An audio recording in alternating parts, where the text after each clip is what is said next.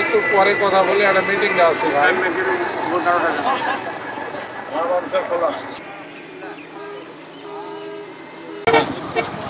আছে যে সারা বাংলাদেশ থেকে ফাঁসির সরকারের আমলে এসআর সন্ত্রাসী সংগঠনের এসআর ভালো সন্ত্রাসী একজন ব্যক্তি তার ছত্রছায়ায় বাংলাদেশের সুনামধন্য স্থান ছিল।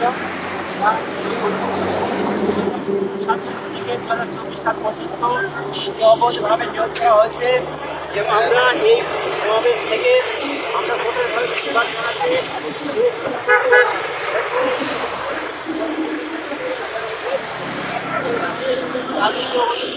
তাদেরকে নিয়োগ বাতিল করার জন্য কর্মীর অনুরোধ জানাচ্ছি।